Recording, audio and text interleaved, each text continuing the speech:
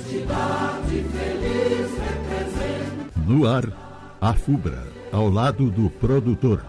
Um programa informativo da Associação dos Fumicultores do Brasil. Segue, pois, o teu firme e certo rumo, a cumprir com teus nobres ideais. Olá, amigos ouvintes. Está começando mais um programa da FUBRA. Hoje vamos falar sobre a comercialização da safra de tabaco 2025-2026, as visitas realizadas por entidades representativas dos produtores às empresas fumageiras dos 3 estados do Sul e também sobre qualidade, classificação e a valorização do produto. Para conversar conosco, recebemos o presidente da FUBRA, Marcílio Drescher. Seja muito bem-vindo ao programa. A minha saudação a todos os ouvintes que estão em nossa sintonia. Presidente, para começar, explique aos nossos ouvintes qual foi o objetivo dessas visitas realizadas no Rio Grande do Sul, Santa Catarina e também no Paraná. As visitas tiveram como objetivo acompanhar de perto a comercialização da safra 25-26 junto às empresas fumageiras. Dialogar principalmente com os representantes, quando se trata de representantes, mais com as diretorias aqui no Rio Grande do Sul, onde se concentram principalmente as empresas, embora que também nos postos de compra nos outros estados tenham os gerentes com os quais se conversa e se trata de dirimir qualquer dúvidas. E reforçar a necessidade de maior valorização do tabaco produzido nesta safra. Também buscamos observar como está a qualidade do produto entregue e sua relação com os preços pagos ao produtor. Além dos representantes da FUBRA, também estiveram envolvidas as entidades dos produtores dos 3 estados. Qual a importância dessa mobilização conjunta? Foi uma ação muito importante, porque reuniu a FUBRA, federações da agricultura e dos trabalhadores rurais dos 3 estados. Isso fortalece a representação e sempre que trata de representar o produtor de tabaco, essas mesmas entidades estão juntos nessa representação dos produtores nas unidades na defesa de uma remuneração justa para quem produziu um tabaco de qualidade com dedicação e capricho ao longo da safra. E quais os principais pontos identificados nessas visitas? O que se constatou na maioria dos pontos que este ano, diante das circunstâncias de uma maior oferta do tabaco e diante de uma busca de ser justo com o produtor, isso não está sendo observado, porque a tabela paga ao produtor, ela não valoriza muito aqueles produtores que fazem qualidade e que capricham na comercialização, como, por exemplo, a classificação ou, no mínimo, uma separação do tabaco.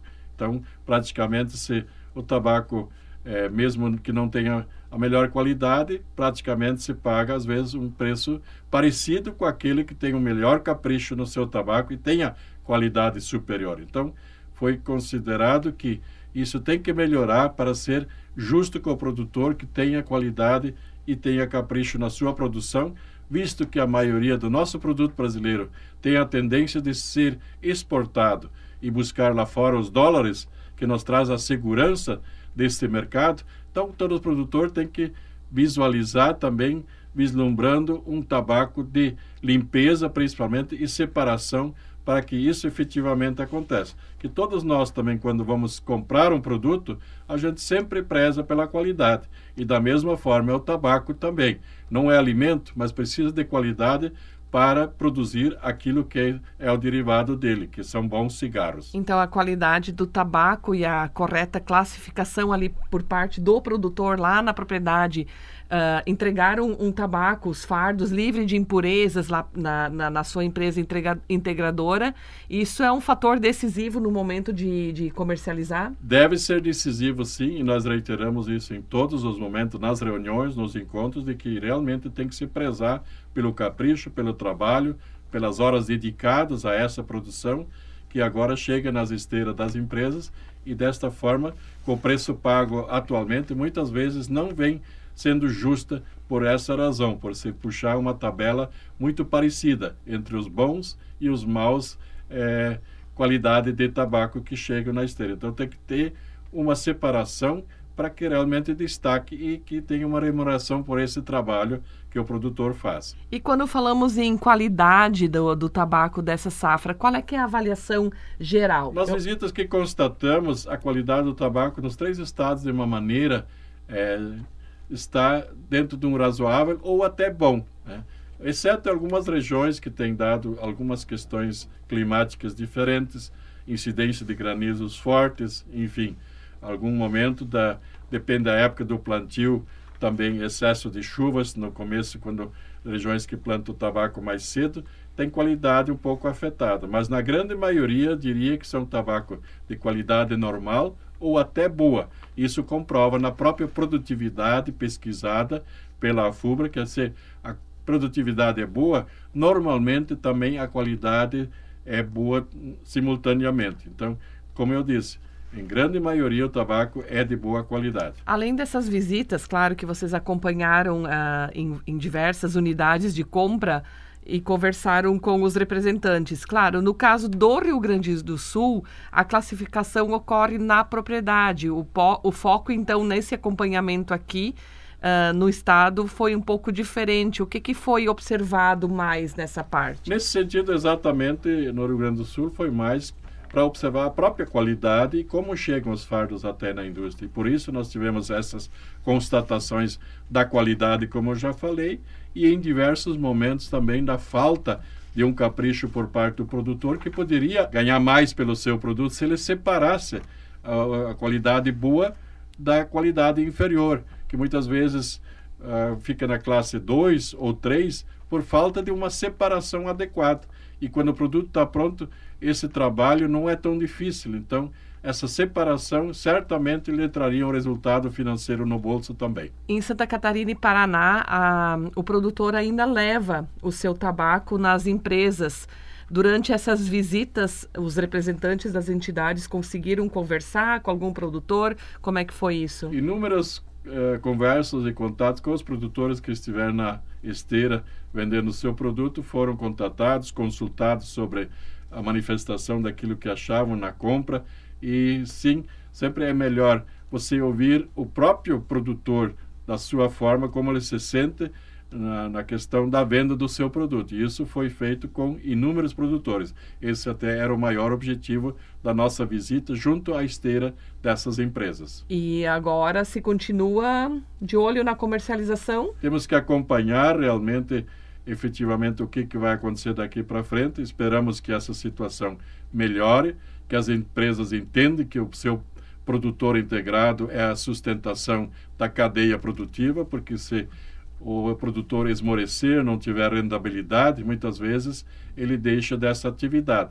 Então, a sustentabilidade da cadeia do tabaco depende muito das próprias empresas, que muitas vezes querem ter lucro no futuro. Mas se não tiver tabaco no futuro, certamente não terão lucro. Então, tem que ter uma equalização. Todos têm que sair ganhando e não só uma parte sair perdendo. Aproveitando que a gente está num momento de comercialização, qual é hoje o percentual já comercializado da atual safra de tabaco? O senhor teria isso por estado? Nós temos por estado e, de maneira geral, por variedade de tabaco também. Nós temos nesse momento, neste ano, um pequeno atraso com relação ao da safra anterior, por diversos motivos. O primeiro motivo é a questão climática, que atrasou essa safra na própria colheita. Segundo momento, aqui no Rio Grande do Sul, principalmente, há uma expectativa, uma espera por parte do produtor em vender o seu produto. Então, vamos considerar o seguinte: no Rio Grande do Sul, o Virgínia já está em torno de 18% comercializado, quando Santa Catarina tem 39%, se aproximando de 40%, e no Paraná em torno de 37%, o que dá uma média geral de Virgínia comercializada de 30%. No ano anterior, nós tínhamos, nesta mesma época, já vendido quase 43%. Então, há uma diferença de 30% para 43% entre uma safra e outra, por essas razões que acabei de citar. A previsão, então, é que a comercialização se estenda um pouco mais. Qual é, normalmente, o mês que finaliza a comercialização? Os últimos anos têm finalizado até, de certa forma, diferenciada. Tivemos um ano com quebra de produção, um preço bom, e o produtor antecipou a sua venda imediatamente, até acabou bem cedo. Quando foi em maio, já estava praticamente encerando. E também em outros anos normais, o normal é encerá-la em meados de julho. Mas diante dessa lentidão desse ano e desse atraso, podemos imaginar que algumas empresas terão tabaco a comprar dos seus integrados até meados de agosto, a não ser que aconteça uma aceleração. Mas tudo também tem uma capacidade, uma lentidão, pela questão da demanda das próprias empresas. Então, esse atraso aqui pode atrasar, sim, em torno de 15 a 20 dias neste ano na comercialização, dependendo dos fatos que estarão por ocorrer daqui para frente. E para o produtor que já está planejando a safra 2026, 2027, qual é a recomendação das entidades? É importante ressaltar, sim, que o planejamento de uma safra ele também é muito importante, porque hoje sabemos que muitos plantam tabaco em épocas diferentes, plantam tabaco de maneira acentuada. Nos últimos anos tivemos aumento de área plantada, o que nos traz uma produção brasileira de próximo a 700 mil toneladas nas mais diversas variedades. Outros países fizeram a mesma coisa, aumentando a produção e a produtividade também, o que vem concorrendo com o nosso mercado. E como eu disse, quanto mais oferta, se essa oferta for desequilibrada com a procura, o preço cai. Isso não é só na cebola ou em outros produtos. No tabaco também isso ocorre. Nós temos sim os nossos mercados pela tradição, e também aí estão mais uma vez os quesitos da qualidade do tabaco brasileiro e a sua limpeza.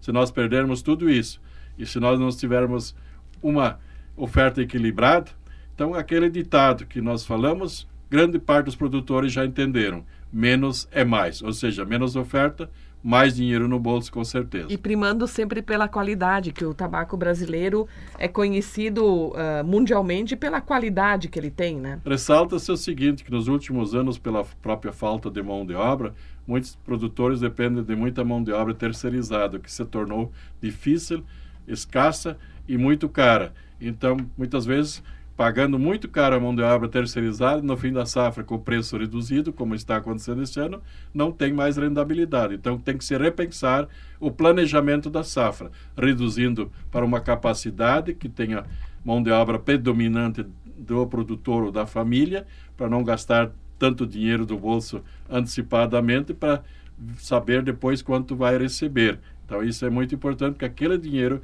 que ele paga, às vezes, para o colhedor, aquele que ajuda ou trabalha para ele, ele pode pôr no seu bolso, mas trabalhando com equilíbrio entre a mão de obra e também a capacidade de cura que ele tem na propriedade. Então, esse planejamento tem que ser revisto em muitas propriedades que hoje estão desequilibradas. Presidente, muito obrigada pela sua participação e pelas informações trazidas, principalmente aos associados da FUBRA.